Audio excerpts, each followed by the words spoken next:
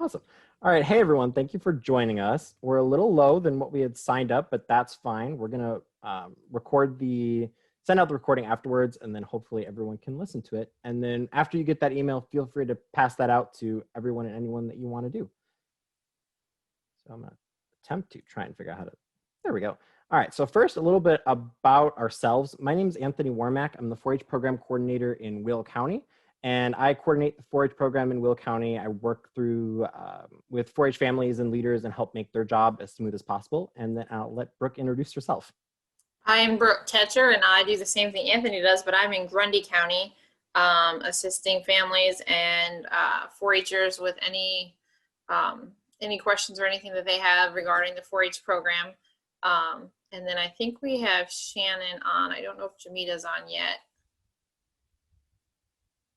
Yep, it looks like we have Shannon, Jamita, and Deborah. So I'm going to go ahead and unmute all of them so you guys can introduce yourself. Hey, everybody. My name is Shannon Range, and I am 4-H educator in Grundy and Kankakee counties.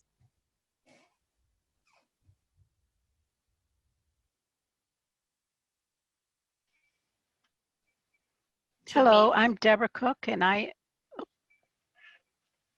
Oh, you're good, Deborah. Go ahead.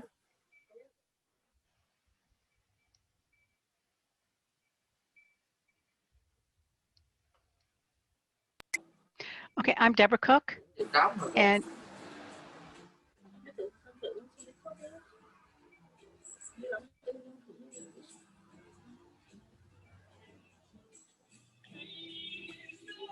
I'm sorry, is Deborah done? I can't hear.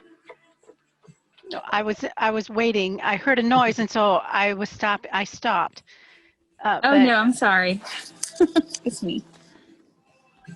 I am the coordinator for Kankakee County. That's it. Done. Hi everyone. My name is Jamita Brown. I'm the 4-H youth development educator in Will County, and so my job, me and Anthony work very closely together, but my job is to provide educational opportunities for the kids in 4-H as well as within our county. So it's so exciting to see all of you on our call today. And shout out to Awesome. Jamita. And then, happy birthday today. Yes, happy birthday. Thank you. That's why I'm like late. I'm getting I'm off today, but I went to drop in and say hey to everybody. And that's what you heard in the background. I'm getting my toes done. So sorry about that. All right. And then though she couldn't be here today, we also want to recognize Megan Ward, who's the Office Support Extra Help Person in Grundy County, and then Mariana Maldonado, who is the Office Support Person in Will County. And then just a couple of housekeeping things. So we made a setting on Zoom so everyone is muted. That way it just reduces the background noise and helps us get a better Zoom recording. And then if you have questions while we're going through things, just go ahead and put it in the chat box, and then we'll be able to go ahead and address those as we go along. And then we'll also have a question and answer session at the end of this. So feel free, if you think your question is a little more complicated, feel free to save it till then, and then we'll unmute you, and that way you can go ahead and talk it out and things like that. And then we're also going to be recording today. So if you do decide to ask a question verbally, just note that we are going to post the recording publicly. All right, so I guess the first question is, what exactly is 4-H? I think before we get too much into that, we want to play a video which is put out by National 4-H Council, and it kind of goes through the history of 4-H from farming community to where we are today. So I'm going to go ahead and play this.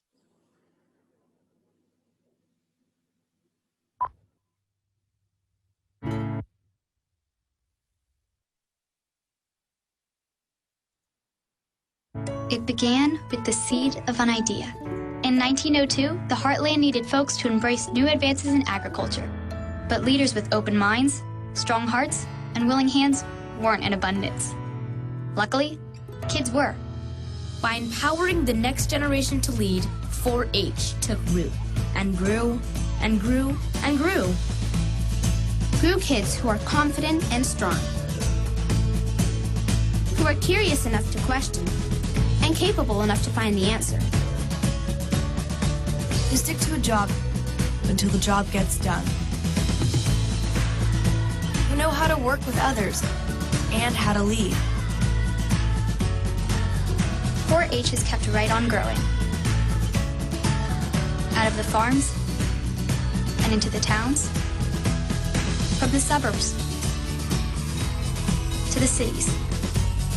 Anywhere curiosity roams and confidence thrives. Anywhere technology can be advanced and achievement is valued. Anywhere positive change is possible.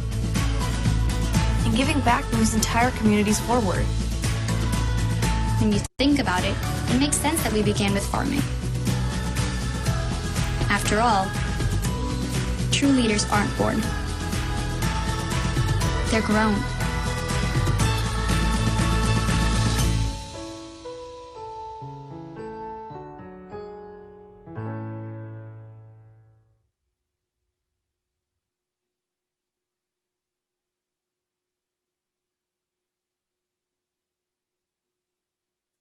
You're muted. How's that? There we go. We can hear you now. Is that good? Yep. Okay. I always have like 2 buttons and I always forget to press the second button. So we hope you guys enjoyed that. That was just a quick video on where 4-H started and kind of where we're at now. So 4-H is the largest youth development organization in the country. In Grundy County, we serve about 1 in 4 kids in Grundy County. And in Will County, we're at about, I forget, maybe 1 in 15 or so, I forget. But we work through a lot of different projects. So there's probably, what would you say, over 100 projects? Oh, easily, yeah. There is literally if you can think it, there is a project or an area that you can study and do it with 4-H. I guess yesterday when Anthony and I were talking about how to explain what 4-H is to people that don't have background in it, I said it's probably one of the hardest questions when people ask you, what do you do? And I guess because it's so expansive and it extends from all spectrums really. And it can be as little as you want or as much as you want. If you just literally want to learn a specific area and study that and take that to the fair or take that to wherever it is that you get to show your project at the end of the year, you can do that. And if it's something that you want to make into, who you are, what you do, you can, you can do the projects, you can do the leadership opportunities, you can attend the, you can attend the conferences, you can attend the events across the country, you can do the stuff in the state, you can do, lead things and teach things within your county. Literally, you can make it anything that you want to. Yeah, and I'm trying to advance the slide, but it's making it very difficult. So I'm going to work through this. Maybe. There we go. So I guess next we could talk about the opportunities in 4-H. And like Brooke said, there's a lot of different opportunities and it's kind of, you make it what you want to. So there is really no one size fits all opportunity in 4-H. It's all kind of focus on your interests and do the things that work best for you. So the first thing I think we should talk about is scholarships. So this year they completely redesigned our scholarship program. So for this year, our inaugural year, there'll be $45,000 worth of scholarships that are given out. So 45 individual scholarships spanning the areas. And then not only that, there's a lot of other opportunities and scholarships available. And 4-H looks very good on a resume, you'd say, right? In college and in scholarships and different things like that. Yeah, the $45,000 you're referring to is through the state. There's still, several counties and different people within the county that award specific scholarships if you're in 4-H just to local people. So that's just the state opportunity. That doesn't even count the, local, either the unit or the county too. So, and while Definitely. You might be 9 years old, not thinking about that, in a few years, that's going to look real good on your high school transcript stuff. Definitely. And I know we're skipping down a little bit to explore different college and career paths and all that. But 4-H also helps you from an early age. If college is the path that you want to take for yourself, it helps you prepare scholarship applications or scholarships or college applications, and looking into career paths or looking into different careers for like trade school and different things along that line. Yeah. So leadership opportunity wise, there's a lot of different leadership opportunities in 4-H. We kind of go under the philosophy that if a kid has a leadership opportunity, it's a really good learning experience.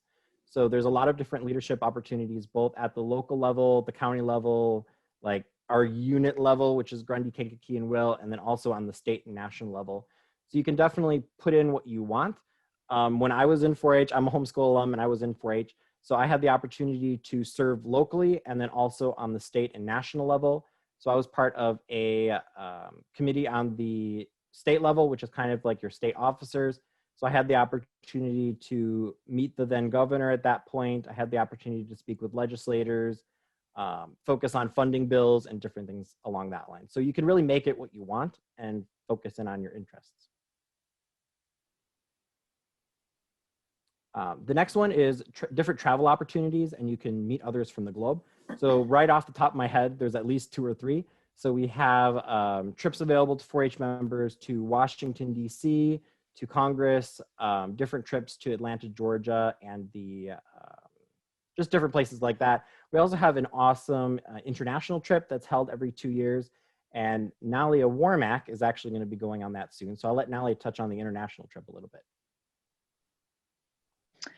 Yes, so that is a biannual conference. It's called National 4-H Global Summit, or sorry, not national. Oh goodness, what is it called now? Global 4-H Networking Summit. That's the right one. I'm getting all the different conferences mixed up together. So that will be held in, it was supposed to be this past year, but with everything going on, it was postponed and has been rescheduled for next summer. And that will be held in Arusha, Tanzania. So I was really excited because myself and 2 others will be heading over to Tanzania next year, and we are the representatives for the whole entire state. So we are representing Illinois 4-H and in addition, United States 4-H there in Tanzania. And there we will do different things that I guess all about what 4-H is focusing on. So we'll have the opportunity to do community service there in Tanzania. We will present I guess different issues. So if it's like one of the big things going around is how are we going to feed the world with a population growth in like 20, 50 years? So that is one thing that we're going to discuss there, having people from all over the globe. There's supposed to be 50 different countries represented, and all of those people we will be able to discuss with, think of different issues or different solutions to that problem, among others, and then take what we learn back to the U.S. and back to Illinois and then implement them.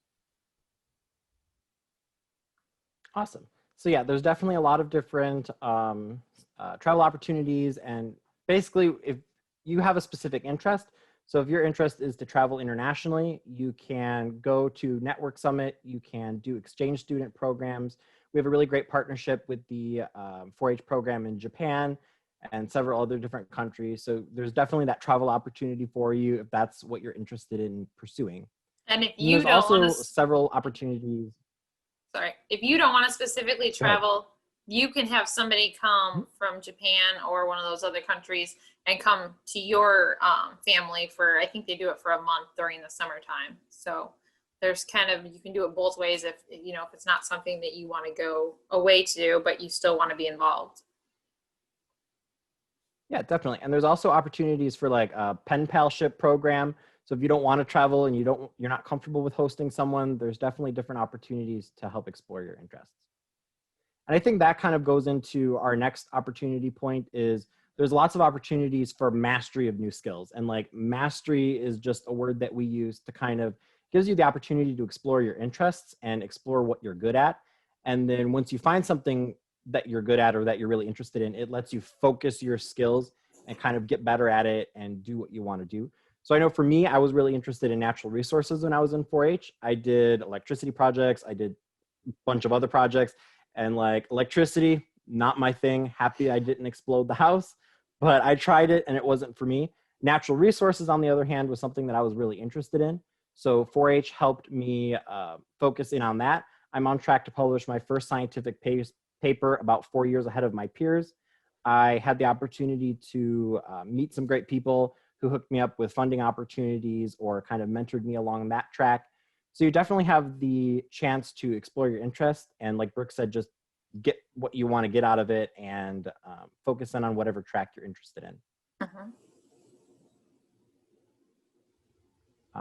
Kind of going into the next thing, explore different career paths and gain skills for the future. So in 4-H, there's a study that's called the Tufts University study, and I'm not going to quote it here. We'll pass it out in a different email. But basically, 4-Hers are more likely to go to college, more likely to pursue a career path that they're happy in and that is positive for them, more likely to make positive health choices. So, and it's kind of just getting youth to think about what they're interested in and focus in on that instead of things that they're not interested in, and giving them the opportunity to focus on their interests, get leadership opportunities and things like that. And then also build positive partnerships with peers and adults. So like for me, I built positive partnerships with adult mentors who are in the field of natural resources, who helped work with me now and different things like that. And then also build positive partnerships with my peers and have that networking ability.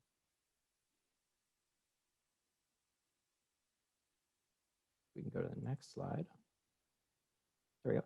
So now I think we want to talk a little bit about homeschooling and 4-H and kind of how the two can mesh side by side. So we'll hear from a couple different people. So I will pass this off.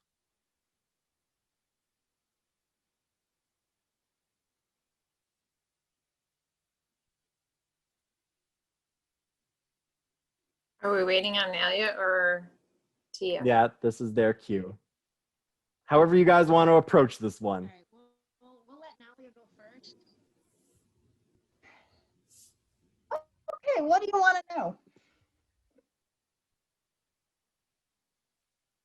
I guess what Tell we us were whatever you want to tell us. and what we were kind of thinking is how you guys use the 4-H curriculum and projects and experiences that you used into your school program.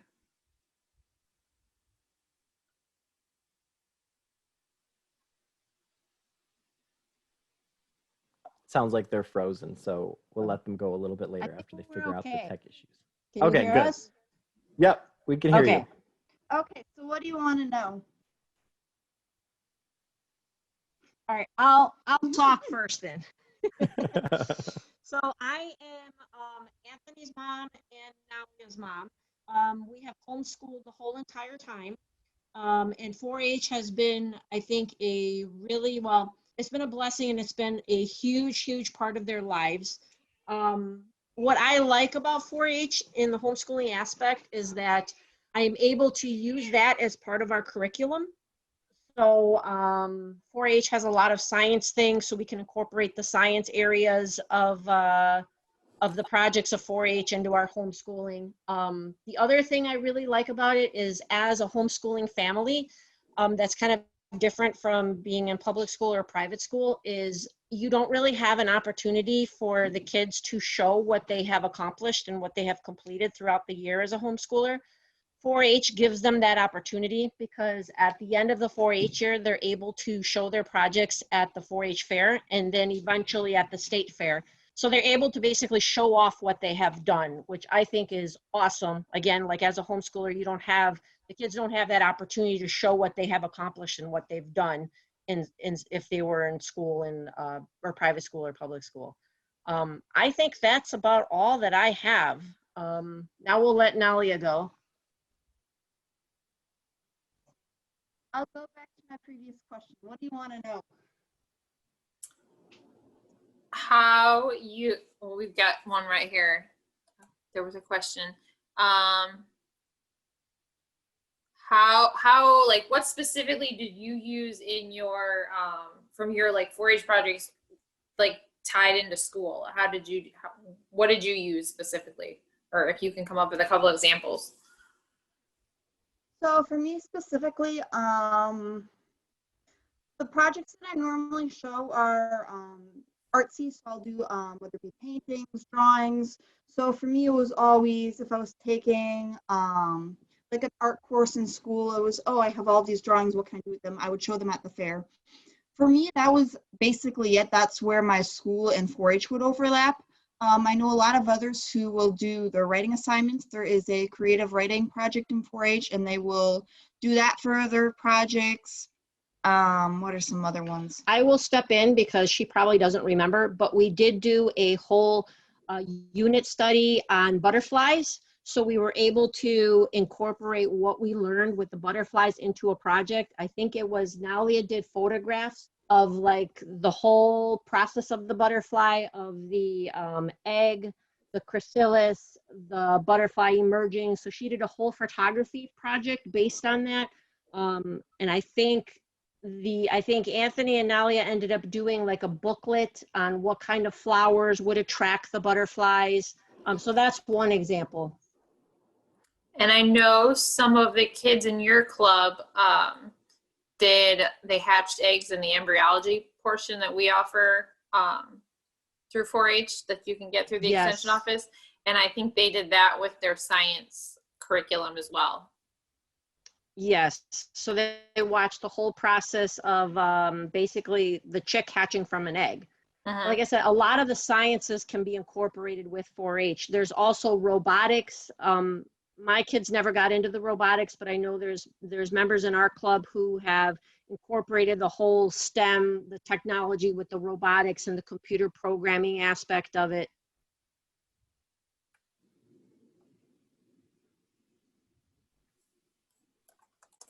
So yeah, along those lines for schoolwork and 4-H projects, and I guess pretty much for that would be about it. In terms of schoolwork and 4-H, how it overlaps is during the fair. Awesome. And our educator put in the chat box that, like she said, we have school programming and we do have programs that align with the next generation science standard if that's something you're interested in. I know for this group, it's probably not going to be that big of a issue, but if you do want programming that aligns with the science standard or things like that, we definitely offer programming that does that. But it's more so making things your own and kind of having that opportunity for mastery. And like they were saying, there has the leadership opportunity aspect also, which is something that can sometimes be missing when you have homeschooling families. So there is no student body president, or there is no that ability for leadership. But having those abilities to kind of reach into your skill set and kind of do things that you're interested in is definitely a big plus. And you don't realize it through your 4-H meetings and through your different programs you do through 4-H. You're learning public speaking, and like you said, you don't have a student body, so you're not really talking in front of your class, or you're not really getting up in front of a group and doing things. You don't really have a group to do like group projects with. This gives you that opportunity. I was not a public speaker when I was little as a kid, and just doing different stuff throughout 4-H, 4-H through FFA, different programs that I've done. It doesn't, I don't love to get up and talk in front of 500 people, but if I have to get up and talk in front of people, I can do that because of stuff that I learned at 4-H and just working with groups of people and with other, peers and everything like that. So. Public speaking is also, so I'm also a leader in Grundy County, one of the leaders in Grundy County for Homeschool 4-H Club. And that's another thing that we try and do, is we try and encourage the kids to at least do one speech throughout the year. Because like Brooke said, as a homeschooler, it's difficult to have that opportunity. So that's one aspect of it. And then the leadership opportunities that are available have just been amazing. Like I've seen my kids, we've homeschooled the whole time, and I've seen all three of them just grow. And even members in our club that have been in our club since they were really little, you can see all of them just changing and just really taking up leadership opportunities, especially the older kids. I can attest to that. I remember Anthony when he was young, when he just started 4-H. He would not have been doing this kind of story. Yes. So my favorite story is I used to be very frightened to go up to McDonald's and ask for a ketchup packet. Public speaking was not my favorite thing. I did not like to speak in public. But in my last year of 4-H, I gave out awards to a crowd of 900 people. I gave a speech to a crowd of 300 people. I met the governor and I talked to the governor at length about policy issues. I talked with different stakeholders and things like that. So it definitely makes a difference. And I think the biggest plus is you can really explore your interests. And I know for me, it was really easy to speak about things that I was interested in because that's something that I wanted to do. And that's really something that 4-H excels at.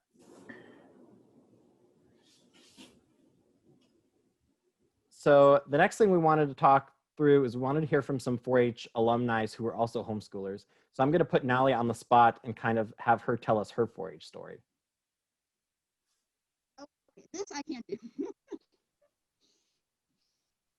Okay, so Get closer to your speaker. I have to find my speaker now. How is this? Is this good? Yeah, it's getting louder. For some reason, it starts out really quiet and then it gets louder. Okay. So I just finished my final year in 4-H about 2 weeks ago. Yeah, so it's a little bit bittersweet because I'm now officially out of the program, but then again exciting because now I get to take the whole new step of being a 4-H project fair judge and all that stuff. But really, I guess my 4-H journey started probably in terms of opportunities, probably about 5 to 6 years ago.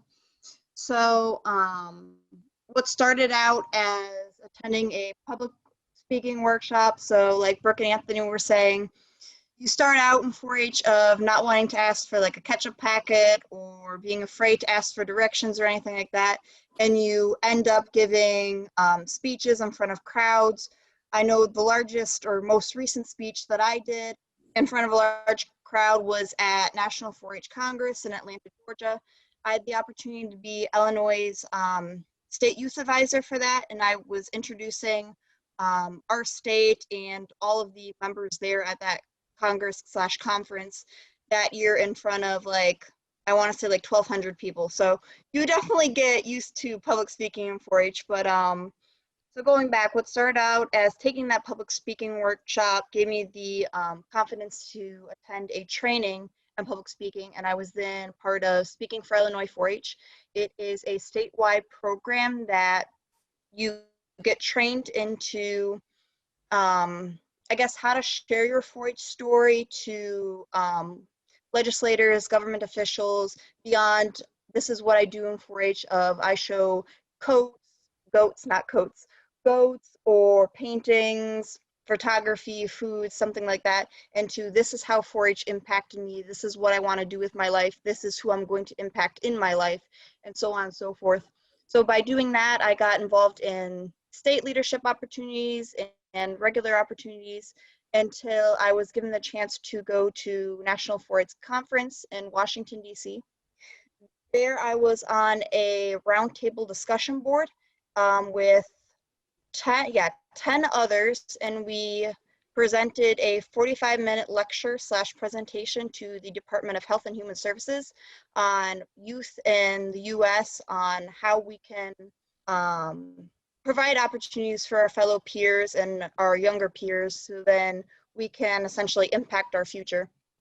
From that opportunity, I was given the information to government internships, for which I was encouraged to apply to, and I did, and I actually was granted with an internship through the Department of State. So from taking a public speaking workshop, I ended up with a government internship, so definitely 4-H will take you places. And as I had mentioned earlier, so I'll be traveling to Tanzania next summer and meeting with 4-Hers from all over the world. So really there is no limit to what you can achieve with 4-H. I know one of the things that I'm most happy about in terms of, I guess, being local with 4-H is last summer I had the opportunity to plan a 3-week summer STEM camp with 4 others. So we had over 150 kids floating through those 3 weeks, and I guess it just goes to show you just how much you can actually do, how much you can learn, and then how much you can actually give back to your community. And I'm out of breath, so that's it for now. And while Nalia is done with her 4-H career as a 4-Her, she won't She won't be going away because she will be asked to speak and do different presentations and different stuff like that. I know from us at the county and at the unit, but I'm sure the state will still be contacting her amongst, you know, other 4-Hers as they get out of 4-H and become an alumni, but she'll still be very involved. That's definitely one thing about 4-H. You never leave. Once No. you are in it, you are there for life. That's accurate.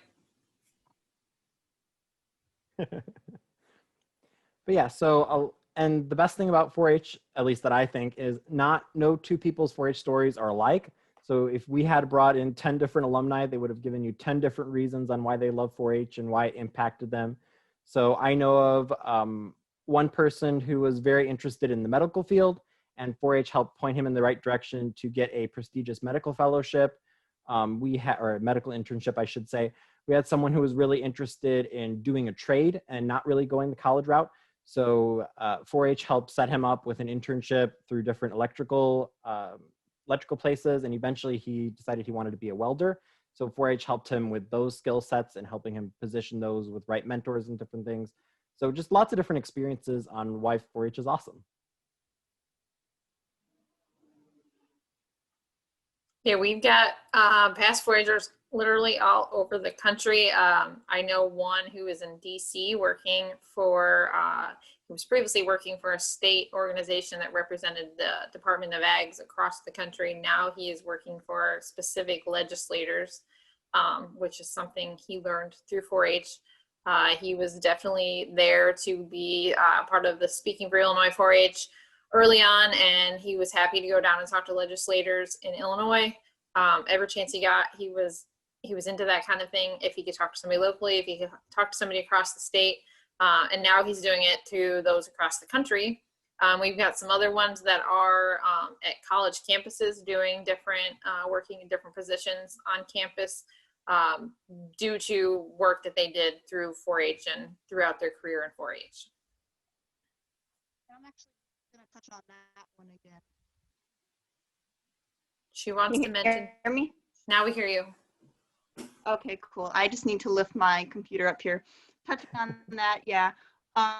Once you're in 4-H, you're part of like this ginormous family. I know I have literally met 4-Hers in the most unlikely of places. I was on an archaeological survey and I ran into a 4-Her. I've met 4-Hers in the airport. I've met them in the grocery store. And so you definitely see them all around you as you go through life. But another thing is I've had it when I've talked to legislators before and they see you with a 4-H clover, you tell them that you're in 4-H and they're, oh yeah, let me know, I'll set you up with somebody so you can get this opportunity or that opportunity, just because they know if you're in 4-H, you are essentially a outstanding leader and you will do some good in the world.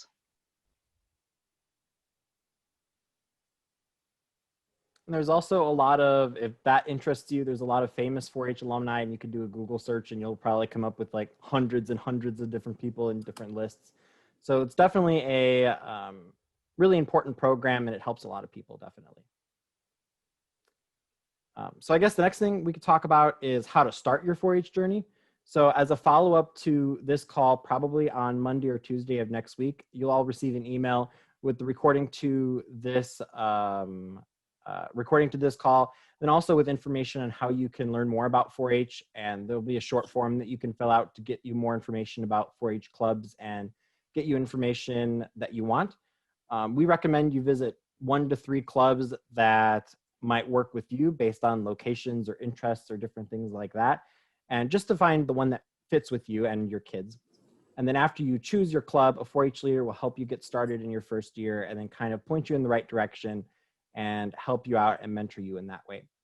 And then also do go ahead and let us know if you want to be put in contact with current members or with homeschooling parents who are also 4-H parents, because I know it's one thing to hear all this from us, but it might be another thing to hear from someone who's going through the exact same thing as you and might be having the same issues that you are having with your homeschool or different things like that.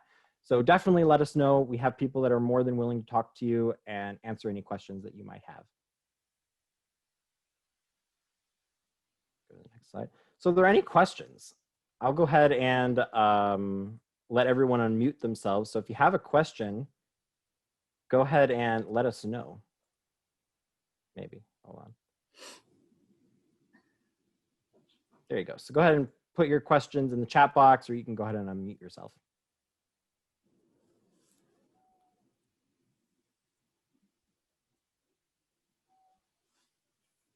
And if there's something that no one wants to ask on the call after you get this, either when we send the recording or if you just want to shoot an email to either Anthony or I, we will be happy to answer a question if it's something that you'd rather talk about one-on-one.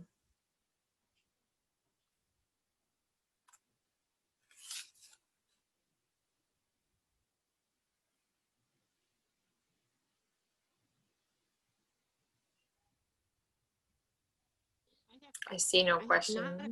I have not a question, but if anyone, does anyone have any like specific questions about homeschooling with 4-H? Or like Anthony was saying, if you have a specific homeschooling question, there's more than plenty of homeschooling parents that would love to answer those questions.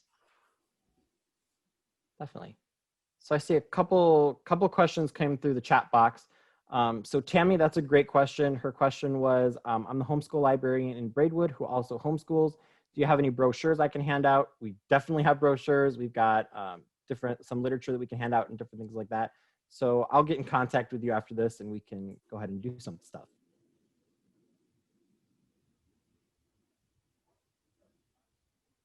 Awesome. I see another question. How does clubs work? Are there weekly meetings? What are the requirements to a member? So I don't think there's any requirements other than just attend one meeting during the year. And that's basically it. You get your credit for having completed a project when you either show it at your club or at the fair or whatever the end of the year wrap up is. That would get you your 1 year credit that counts for that year of 4-H. And then after that, it's all as much as you can do or want to do. And I think the most any of our clubs meet are twice a month. I think that's everybody. Most of them are once. There's a few that are twice a month, and again, you don't have to be at every single meeting if you're not able to. Yeah, it's a very low barrier to entry, I guess you'd say, very low commitment. So you can feel free to sign up and just go to what you want to, attend what you think sounds fun. And odds are, once you get involved in 4-H, you'll want to keep coming back to more meetings and getting more involved. But even if you don't, that's totally not a problem. You can just do the things that make sense for you and your family. There is a pretty simple sign-up process. The sign-up process, we use a platform called 4-H Online. Hopefully here in the next week, we have everything will be ready to go to roll into 2020, 2021 year. And it'll be open for sign up for the public. We do charge, it's a $20 fee for the entire year.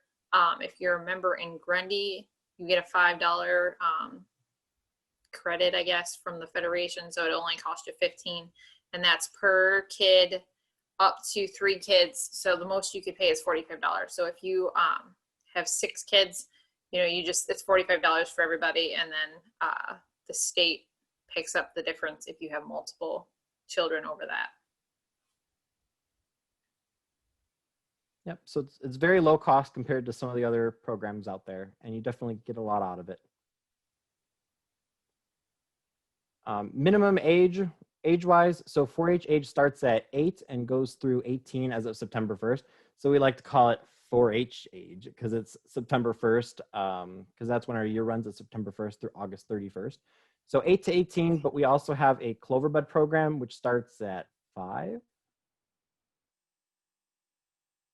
Yes, it starts at 5. And then a lot of other clubs will also take younger kids as well. So we have a homeschool club in Grundy that there's like a 3-year-old that comes also, and she just participates when she wants to and otherwise just hangs out with her mom. That's the other really good thing about 4-H is we're not segregated by age or by gender or anything like that. So everyone comes together and the older members mentor the younger members and the younger members sometimes teach the older members things. So everyone's always learning and always making sure that you help each other.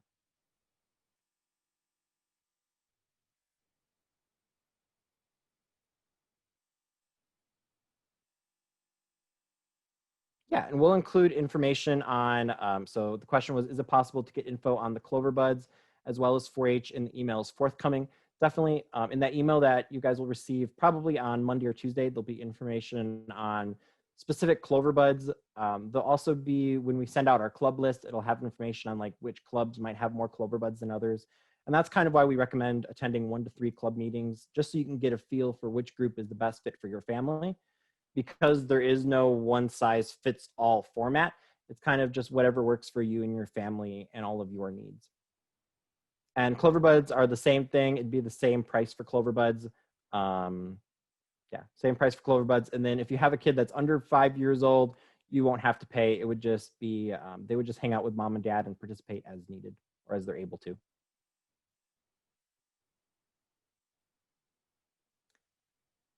And then, so you can sign up for whatever you want. So someone said that they were interested in animals or farm animals or different things like that. So there's definitely a lot of opportunities to show farm animals, or even if you're not able to have farm animals where you live, but you're interested in farming, there's opportunities to make poster boards or do research or shadow a farmer or different things like that. So you can definitely focus on your interests, whatever those might be. And on the other side of the spectrum, so we have people who learn about farming and do a lot of things in that line. And then we also have on the other side of the spectrum, families who are not interested in farming at all, but do a lot of tech and STEM and that kind of thing. So we had a 4-H member that built his own computer from scratch. We had someone that did a really fancy drone program. So lots of different things, just explore your interests.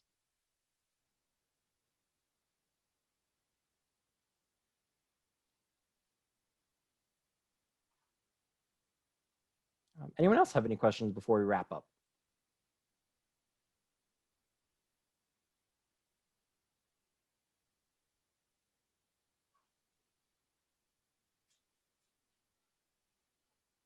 I'm not seeing any on my side. I don't think so either. Awesome. So we did our job good. All right. Well, thank you guys all for joining us. This is our contact information up here. So go ahead and feel free to email us. You can also go to our website. It's extension.illinois.edu/GKW. And that'll have all of our contact information as well as our office numbers if you prefer to chat with someone on the phone. I guess another question that had come through is how we're dealing with COVID-19 restrictions and regulations and things like that. And along with that, there's no one size fits all. So we have our own requirements to kind of make sure that clubs are safe and that activities are safe. But we're also very understanding that electronic activities are not working for some people. So there are lots of clubs that are starting to meet in person, and being able to do that safely is something that we're really passionate about because we want to have quality virtual experiences, but also quality in-person experiences. All right, awesome. So thank you guys for joining us. Like we said, we'll go ahead and send out more information on next steps on how you can join the 4-H program.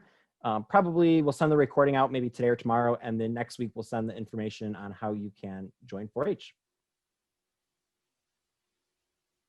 Thank you for coming.